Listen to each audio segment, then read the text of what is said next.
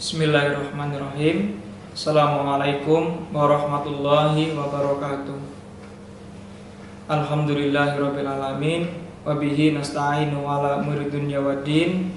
Wassalatu wassalamu ala asyrafil anbiya'i wal mursalin wa ala alihi wa sahbihi ajma'in. Asyhadu an la ilaha illallah wa asyhadu anna Muhammadar Rasulullah. Rabbi shrah li sadri wa yassir li amri wa hlul 'uqdatam min lisani yafqahu qawli. Allahumma 'ilman nafi'an wa rizqan thayyiban wa 'amalan mutaqabbalan. Amma ba'd. Alhamdulillah, jamaah rahimakumullah. Puji syukur kehadirat Allah Subhanahu wa taala yang telah melimpahkan nikmat iman, nikmat Islam kepada kita semuanya. Shalawat serta salam semoga selalu tercurahkan kepada baginda Nabi Agung Muhammad Sallallahu Alaihi Wasallam, pada para istri, para sahabat, dan semoga kita semuanya adalah umat beliau yang mendapatkan syafaat di yaumul qiyamah nanti. Amin ya rabbal alamin. Di kesempatan kali ini saya hanya ingin berbagi tentang apa yang sudah ada di buku yang berjudul Agar Sehafal Al-Fatihah. Pastinya buku ini yang menjadi motivasi banyak para penghafal Al-Quran. Dari Al-Quran yang tebal, mereka hafal sehafal mereka Al-Fatihah, surat Al-Fatihah. Ya, pastinya kita udah hafal semuanya surat Al-Fatihah yang ditulis oleh Arham bin Ahmad Yasin Al-Hafiz. Semoga apa yang saya sampaikan nanti bisa membantu jamaah sekalian dalam menghafalkan Al-Quran. Yang pertama adalah niat dan keutamaan menghafal Al-Quran. Dalam menjalankan kehidupan sehari-hari, entah itu bentuknya ibadah ataupun bentuk sosial yang lain, pastinya kita mempunyai niat. Dan kita akan mendapatkan apa yang kita dapatkan sesuai dengan niatnya. Dalam surat Al-Bayyinah ayat 5, wa ma umiru illa liya'budullaha mukhlishina lahuddin. Padahal mereka tidak diperintahkan kecuali supaya menyembah Allah dengan ikhlas, memurnikan ketaatan kepadanya dalam menjalankan agama. Dan juga sabda Rasulullah Shallallahu Alaihi Wasallam, pastinya kita sudah hafal hadis ini. Innamal a'malu binniyati wa innama likulli imri'in ma nawa. Sesungguhnya amal itu tergantung pada niatnya, dan sesungguhnya masing-masing orang akan mendapatkan sesuai dengan yang ia niatkan.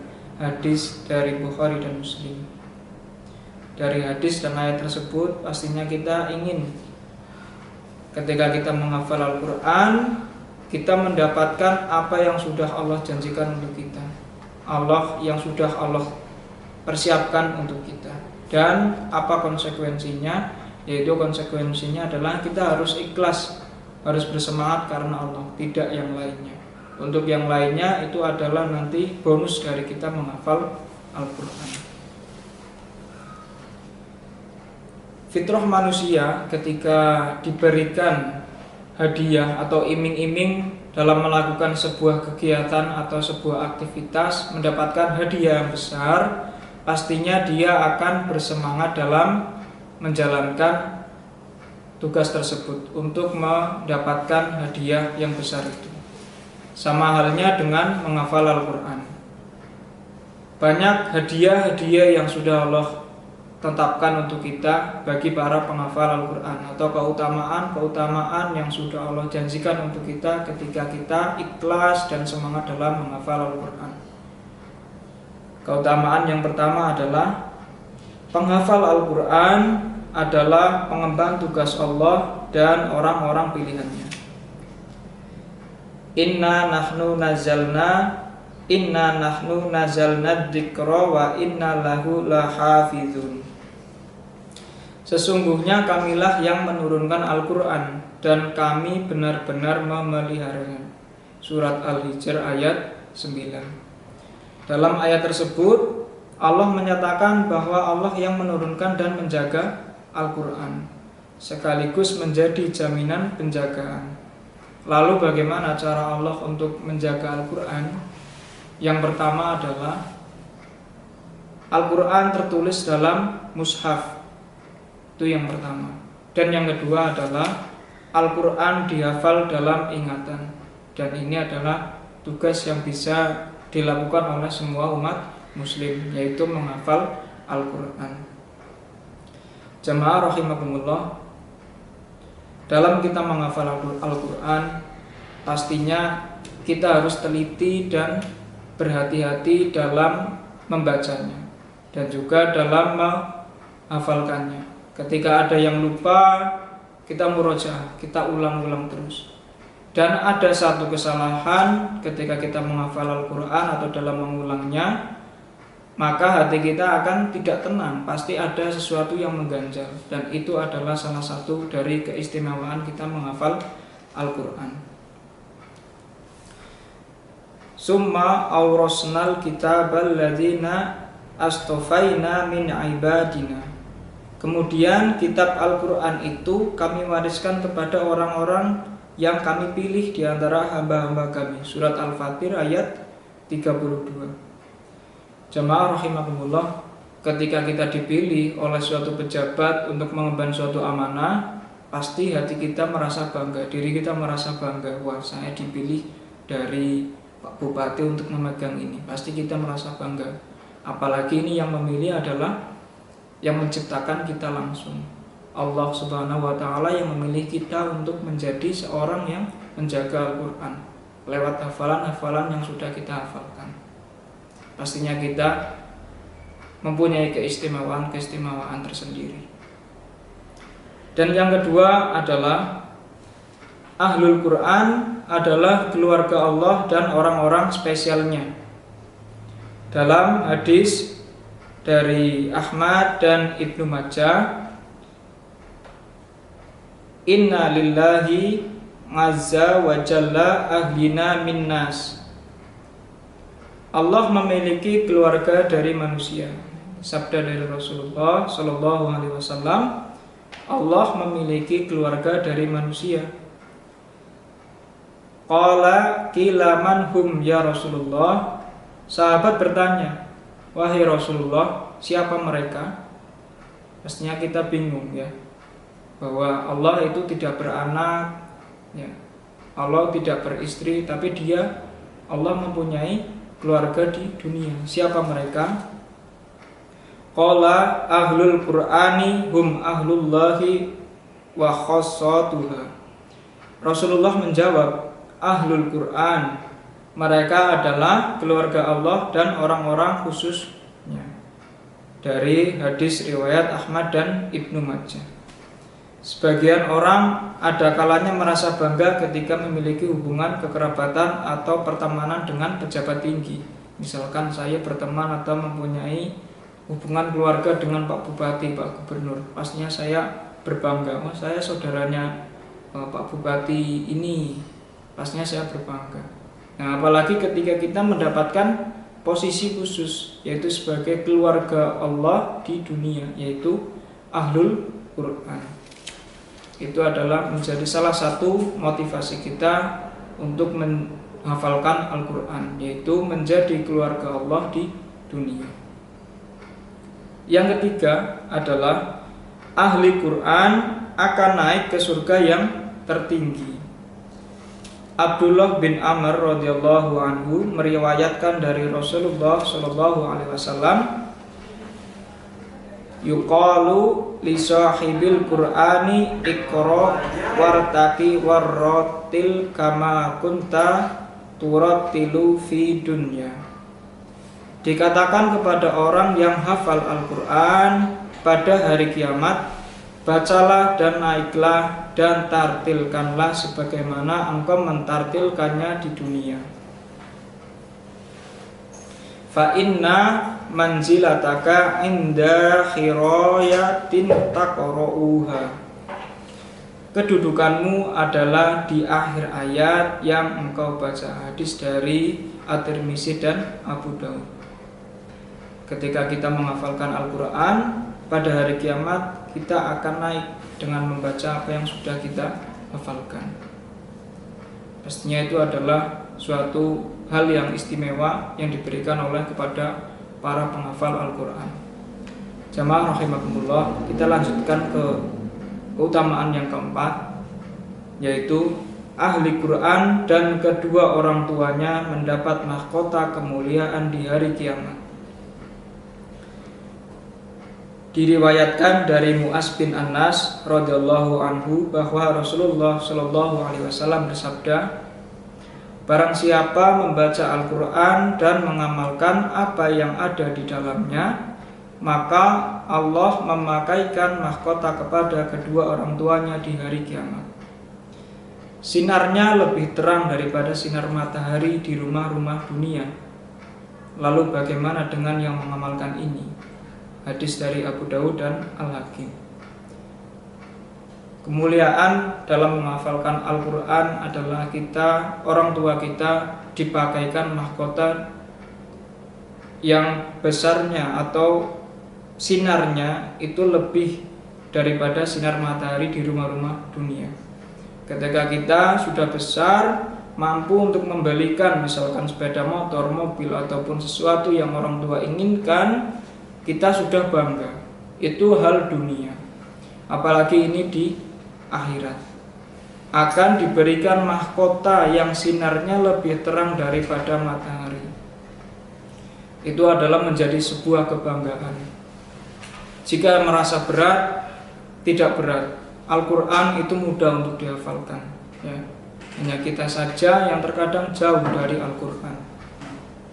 Jamaah rahimakumullah, itu adalah menjadi dorongan atau semangat kita sebagai seorang anak. Ketika kita di dunia tidak mampu memberikan suatu hal yang lebih dari orang tua minta, maka di akhirat yang akan kita persiapkan yaitu dengan cara menghafal Al-Quran. Kita sudah siapkan dari sejak dini mahkota yang akan dipakaikan oleh kedua orang tua kita. Jemaah rahimakumullah, kita lanjutkan yang kelima. Penghafal Al-Quran bersama pada malaikat yang mulia dan taat. Sebagaimana riwayat dari Aisyah dari Rasulullah Shallallahu Alaihi Wasallam, beliau bersabda, orang yang pandai membaca dan menghafal, tentunya ketika kita sudah menghafal, kita juga pandai dalam membaca Al-Quran. Orang yang pandai membaca dan menghafal Al-Quran, maka nanti di akhirat akan dikumpulkan bersama para malaikat yang mulia.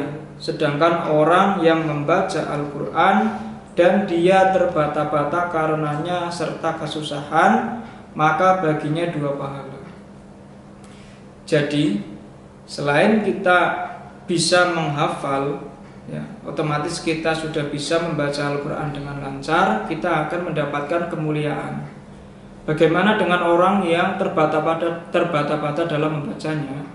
Ketika kita melihat teman kita, saudara kita, atau kita sendiri masih terbata-bata dalam membaca Al-Quran, jangan pernah bersedih.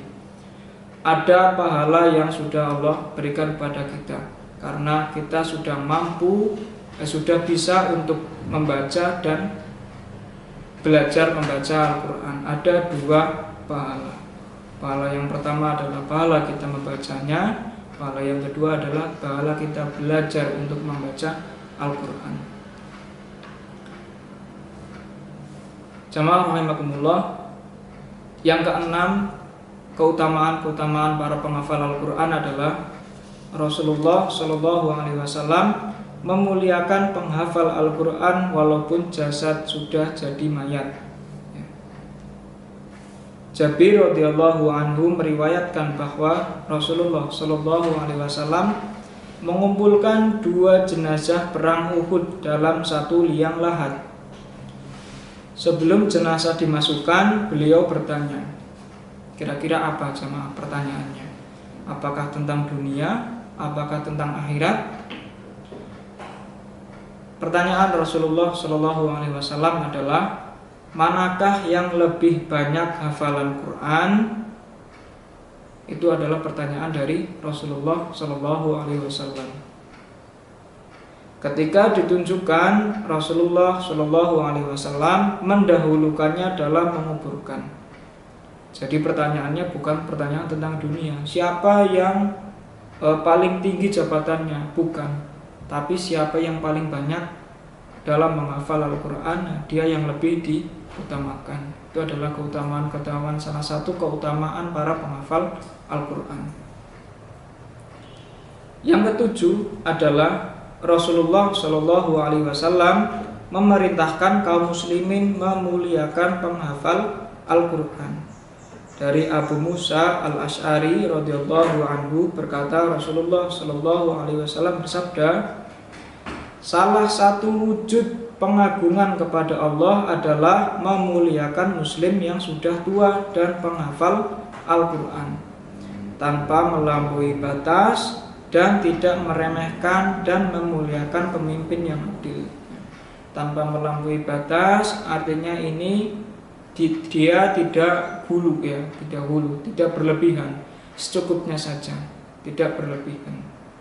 Di samping itu Rasulullah Shallallahu Alaihi Wasallam sendiri memuliakan para penghafal Al-Quran. Beliau juga memerintahkan kaum muslimin untuk memuliakan mereka. Tentu saja ini menunjukkan betapa istimewanya para penghafal Al-Quran. Seorang muslim ketika mengetahui ada di lingkungan kita penghafal Al-Quran, muslim tersebut diminta atau diperintahkan untuk memuliakannya. Nah, itu di sisi dunia. Kita lihat di sisi dunia.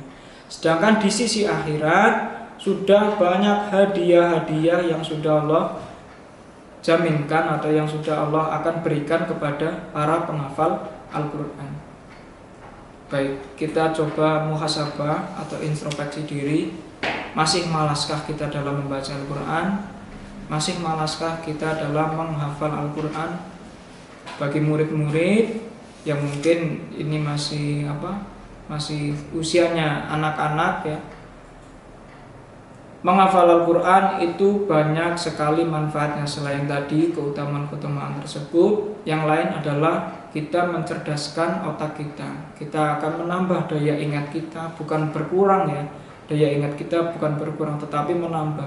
Kita akan hafal setelah ayat ini apa, surat ini surat apa, ayat keberapa, kita akan hafal hal-hal itu ketika kita menghafal Al-Quran dengan ikhlas dan sungguh-sungguh. Mungkin cukup sekian apa yang bisa saya sampaikan. Ini di bagian yang pertama, di bagian niat dan keutamaan dalam menghafal Al-Quran. Insya Allah di pertemuan yang selanjutnya akan kita bahas atau kita lanjutkan hal yang kedua, yaitu siapa yang sungguh-sungguh ia akan meraih cita-cita. Sungguh-sungguh dalam apa? Dalam menghafal Al-Quran. Cita-citanya apa? Cita-citanya kita lihat besok ketika kita lanjut di video yang selanjutnya. Semoga Allah mengizinkan dan semoga bermanfaat apa yang saya sampaikan. Banyak kurangnya saya mohon maaf. Wabillahi taufiq wal hidayah. Wassalamualaikum warahmatullahi wabarakatuh.